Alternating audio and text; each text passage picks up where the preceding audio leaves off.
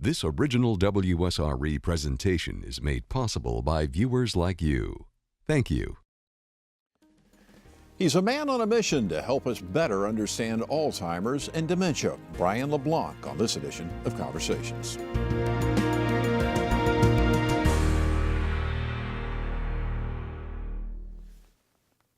You often hear experts discuss Alzheimer's disease and dementia, but it's rare to hear someone who is personally battling the disease talk openly about it. Brian LeBlanc is the exception. The disease struck LeBlanc in his mid-50s. Since that time, the retired public relations and marketing executive has made it his mission to change the perception of how the world views those with Alzheimer's disease and other dementia-related illnesses. LeBlanc spends his time speaking and educating the world about an often misunderstood illness. We welcome Brian LeBlanc to Conversations. Thank you so very much for joining us. Well, thank you for asking. It's a pleasure to have you on the program. Thank you. Tell me your story. You were came down with the disease, I guess, or do you actually say, are you allowed to say diagnosed with Alzheimer's Sure. now? Yeah. Okay, diagnosed with Alzheimer's in your mid-50s. Right. It was just the anniversary was Saturday, October 28th. That marked the third anniversary. So I'm going into my fourth year now. But talking to my family and so forth, I was showing signs like maybe 5 or 6 years prior to that. So I don't really know how long I've actually had the disease. I guess you would be considered having early onset. Mm-hmm. Would that be an accurate description? Yeah. Anything under the age of 65. Because most people don't understand. I get a lot of people say to me, they say, well, you don't look like you have Alzheimer's. And it used to be my initial reaction was, well, what does Alzheimer's look like? And they would say, well, my grandmother had it, or my father had it, or my mother had it. It was always an older person. So when they see me and hear that I have Alzheimer's, that's their initial reaction. And I used to have that comment, but now I thank them. I say, well, thank you. I said, because I don't want to look like I have Alzheimer's. There's days where I don't feel like I have Alzheimer's. It depends upon the engagement level that I'm having at the time. Some days are good and some days are not. Some days, I call it my fog. And that's the best way for me to explain how it happens. If you picture yourself driving down a road and you come upon a fog bank, everything slows. You can't really see too much. You slow down your speed. Your hands tighten on the wheel until you get out. And then you get into a clearing and you go along your way. For me, that happens like about 5-10 times a day, sometimes more, sometimes less. And when you're in that fog, I can't speak. I can't really think too much. And that's why I tell people, I say, stop by my house at any given time and you will see me in a different state than what I am when I'm in public. When I'm in public, the PR guy kicks in and allows me to speak and allows me to be present. But when I'm at home, it just envelops me. Do you think you say you have good days and bad days. Is there anything you think that the day prior or the day of that would cause you to have a bad day? Can you pinpoint something? There's no rhyme or reason to it. It's just happens. It just happens. Yeah. When you discovered you had this a few years ago in your mid-50s, what was it like? I mean, what made you think maybe something is not right? I was getting lost when I was driving. And the straw that broke the camel's back was I was on my way to my doctor's office, and it was a place I'd been to many times. The only reason why I know this is because I don't remember, physically I don't remember, but I've written it so many times and spoken it so many times. I got lost, so I pulled off, and I called my wife to ask directions, and she gave me coordinates to put in my GPS, and I was only about a half a mile away. And what I did not know was that it had happened over a dozen times in the last 6 months, and I had no recollection whatsoever of it. I thought that was the first time that it happened. It had happened where you had to call your wife? Yeah. So she knew about it? She knew about it. Wow. So when they said you have Alzheimer's, what did you think? Well, it's a surreal moment. You go into it kind of knowing, because like I told you before, I'm fourth generation of having the disease. Started with my great-grandmother, my grandfather, my mother. They all died with Alzheimer's. My father died with vascular dementia.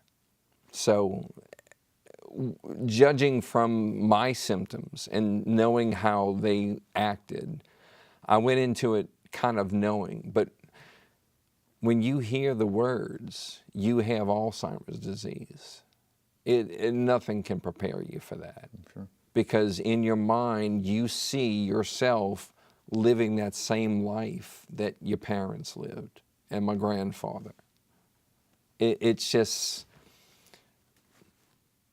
it's hard. It's hard.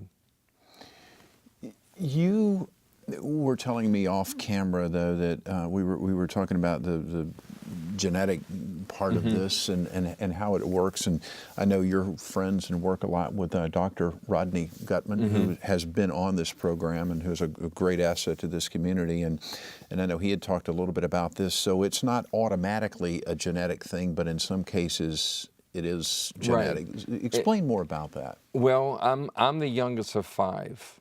Now, I'm the only one that has shown any signs of having Alzheimer's. I'm the only one that's been diagnosed. So, and I'm the youngest of the 5.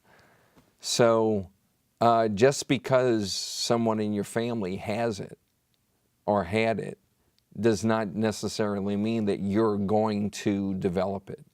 It can skip a whole generation and affect somebody later. There's so much that's unknown about Alzheimer's. That's why there's still no way to find a cure, no way to stop the progression, no way to prevent it from happening. There are great strides that are being made right now, but there's nothing that's out there yet. What I do and what those like me do, we're not doing it for ourselves.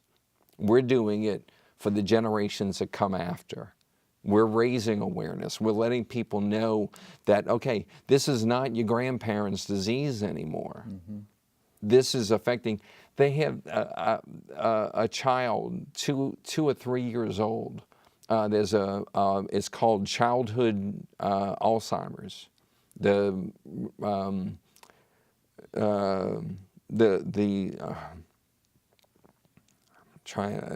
medical name is Niemann-Pick, and it affects children as young as that, and they only live a couple of years. Wow.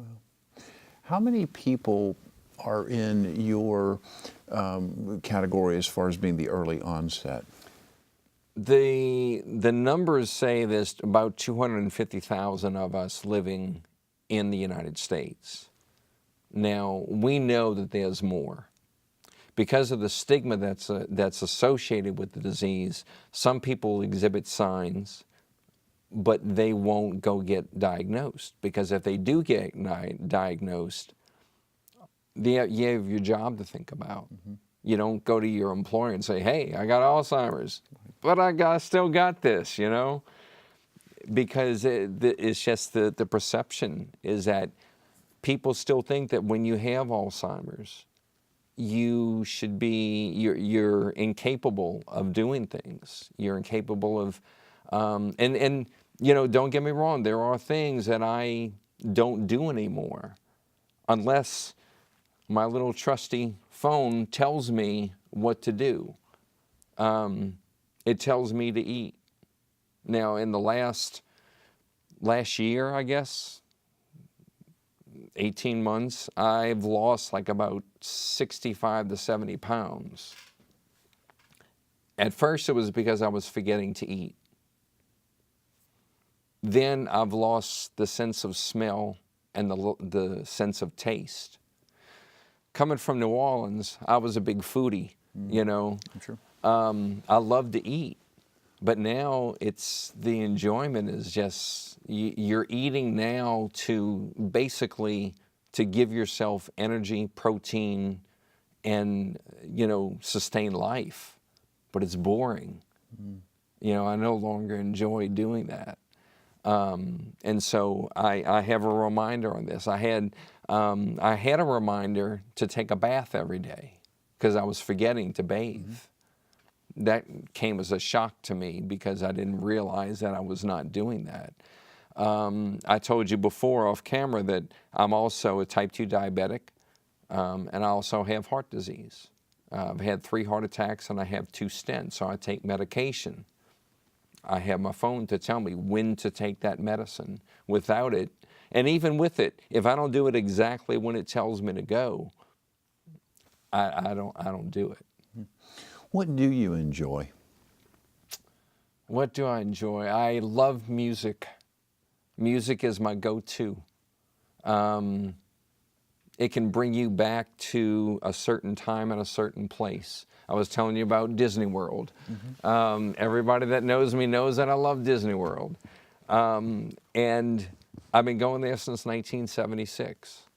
And it's just, it's stored, everything's stored in my long term. I don't know what happened yesterday or the day before for that matter, but I can remember my first time at Disney World.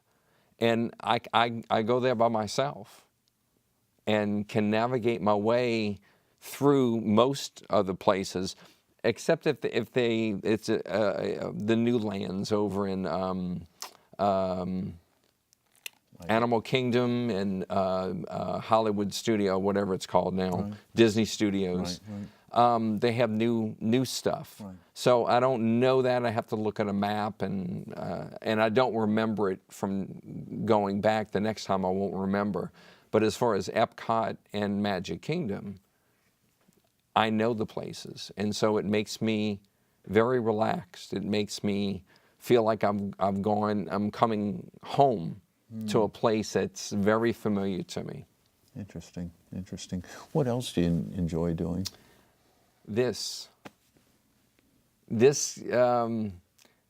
I feel so lucky, and I know that sounds strange, to have Alzheimer's and say that I feel lucky, but I've been given platforms to speak. I was in Washington, D.C., Bethesda, Maryland, 2 weeks ago. I think it was 2 weeks ago, where I was at the National Institute of Health. And, you know, just the scope of that is phenomenal. Last year, I was in Washington, D.C. at the National Academy of Sciences. And as I was waiting to speak, I'm sitting in the audience, and I look out the window, and I'm looking at the Washington Monument. And then when I get up to speak, I go behind the podium, and now I'm looking out to my left, and there's the Lincoln Memorial. And I'm saying, how did I get here? I mean, it was so surreal to be in a place, but you're talking about this horrible disease that is totally misunderstood by so many. But like I said, what I do now is, I got to look at my note here for a second, because Michael J. Fox said something on CBS Sunday Morning. He said, "I look forward to a breakthrough in Alzheimer's. Michael J. Fox, who's living with Parkinson's disease, said, "I feel I'm a part of something, not necessarily the reason it's all going to happen, but just to be a part of something that's making a difference." Yeah. And that's exactly why I do what I do, because I don't care if I just reach one person, I'm making a difference for that person. And I'm curious, you're a brave guy. You're a courageous guy, I'm going to tell you, because there's a lot of people who would have just said, I'm locking the doors, I'm staying in the house, I'm not going to do anything. What is it about you that made you say, I've got this, I've been dealt this hand, but I am not going to go just sit on the couch all day or feel sorry for myself. I'm going to make a difference. Obviously, you're right, I'm a big fan of Michael J. Fox, and he's done that, but you've done that too. What is it that made you do that? It's because of the people that are in their houses and are scared to go outside and scared to come out and tell people that they have Alzheimer's because of the stigma. If people like me don't do it, nothing's going to change. And so my background, you know, my mom used to tell me I was talking since birth, you know, and that's the only thing that I really know how to do well, is talk. And so I figured, why not? You know, sitting at home, it does so much damage. If there's no social interaction, it's a very dark and lonely place. Mm. So the more you get out, the more engaged.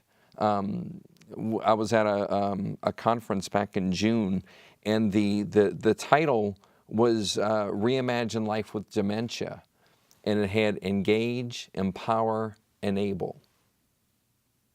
And it was all about people that are living with. It wasn't about professionals talking about it. Mm-hmm. We were the ones that were talking about it. And it made such a difference. If we don't get out there and talk about it, no one's going to know that we still matter. We're not somebody that just sits in a corner and has nothing to add to anything. You know, people tell me, you know, about I mean, I don't know if I said about people that say you don't look like you have Alzheimer's, but I don't want to look like that. I don't. I want to be the person that's going to get out and do something, make a difference. That's what I do. I mean, you speak all over the place, right? I mean, you travel all over the place. What has surprised you most about doing that? As you meet various people and interact with people, what's been your biggest takeaway?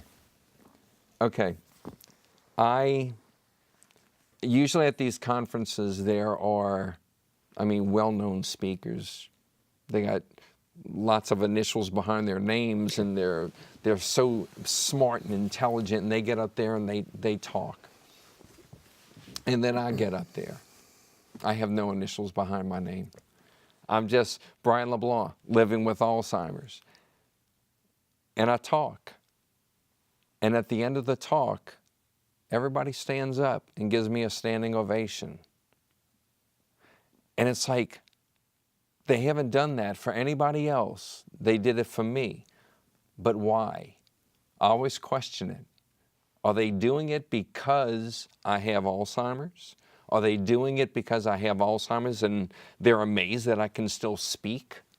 But you know, I can't get up there and just speak. I have notes. If I didn't have notes, I would never be able to do this. I have notes on my phone right now in case I forget what I'm going to do. It's going to be on my phone. Right. That's why I'm not texting anybody. But, you know, you use whatever you need to use. And you do whatever it is that you need to do. And then you get these people that come up to you afterwards and they say, thank you for telling your story. Because now I understand what my mother went through. what my grandfather went through, or what my husband and or wife is going through right now. I had no idea because they're not able to explain it. So I actually act as a voice for those who are no longer able to speak. What sort of things do you do to, I guess, to prolong the disease progressing? Are there things that you can do to hopefully, slow it down, so to speak? You can try.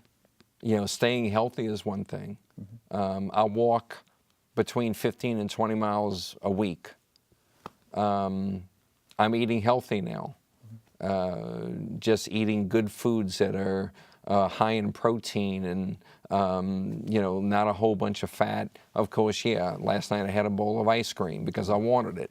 Right. But, but being diabetic, yes, I have to still watch things, what I eat. But staying healthy, it's not proven, but even in just normal life, sure, staying healthy is going to prolong your life. So I figure, well, if it's going to prolong your life in a normal life, it can't hurt doing it, with Alzheimer's and see where it goes.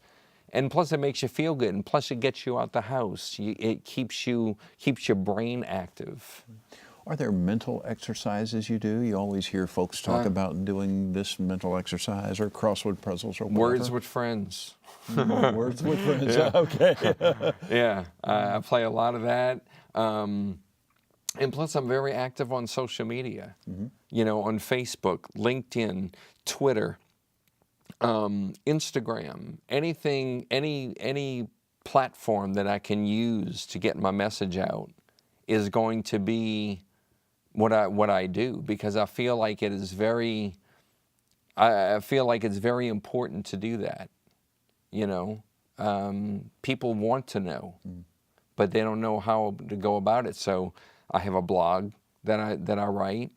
I have an Alzheimer's. You have your regular profile, but I also have an Alzheimer's page specifically for Alzheimer's on Facebook. Yeah. Okay. So, and what is that page called? My Alzheimer's Journey, or My ALZ Journey. Okay. Do you read a lot? No, because I can't retain. I used to be a voracious reader, but now if I open a book and I read it, and I'll read 5 or 10 pages, and I set it down, and I come back later to finish up, I don't remember anything that I've read. And so it gets frustrating as far as doing that. So, but yes, I can still read, but it serves no purpose for me as far as learning. I have to read and then write it down immediately so that I will hopefully remember. And if I don't remember, then I can go back to that specific thing that I wanted to remember and go back to that. What's your typical day like? Kind of boring. I get up 6 o'clock in the morning, have my coffee. I have a little 5-pound, 4-ounce Yorkie Chihuahua mix dog. His name is Dallas. He thinks he's 100 pounds, but he's amazing because he actually knows when I'm having a bad day. Just by the way he'll come up and sit on my lap. On a bad day, he'll sit crossways, basically stay in your chair. Don't get it, because I fall quite often. Sometimes I catch myself, sometimes not. But I'm always online, doing, because I go to news feeds and find out what's new in the Alzheimer's or dementia world, and I post to different places. And then I just try to find something to keep me busy.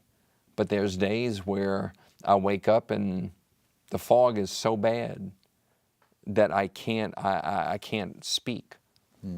Some days I have breathing issues to where I can't really catch my breath. Every day when you wake up, it's something new. And it's just one of those things that you don't know what's going to happen. I have about 3 minutes left here.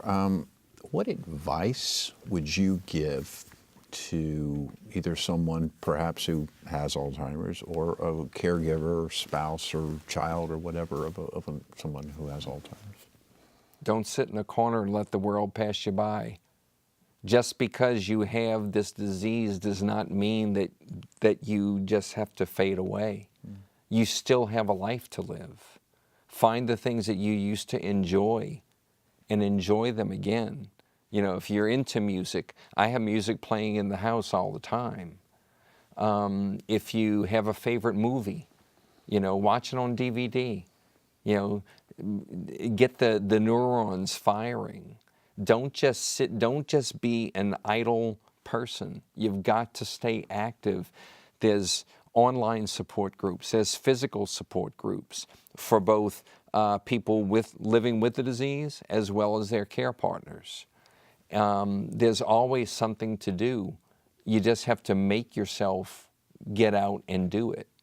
And that's the hard part sometimes, is making yourself to do these things. And I'm guilty of that sometimes, because there are days I just can't do anything.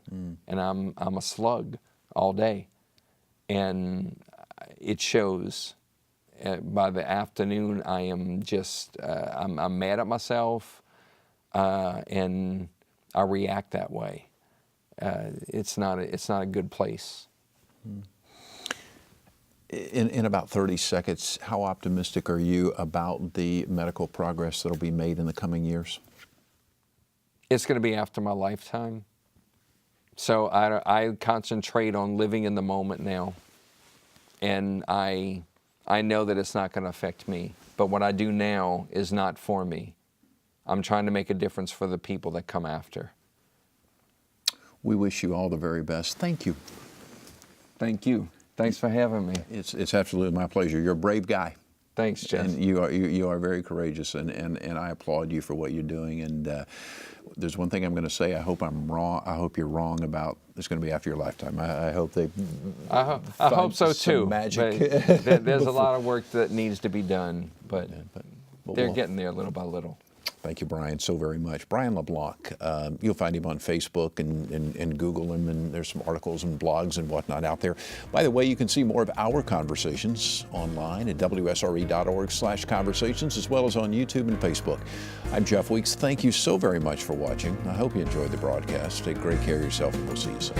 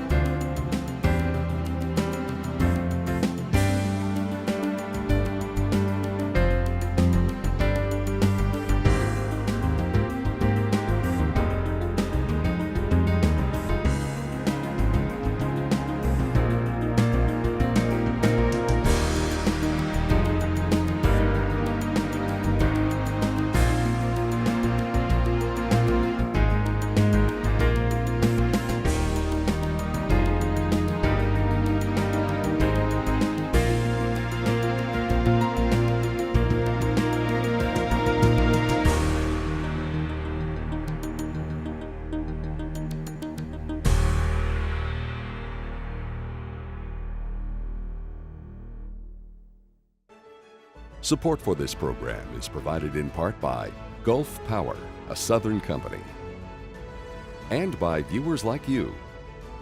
Thank you.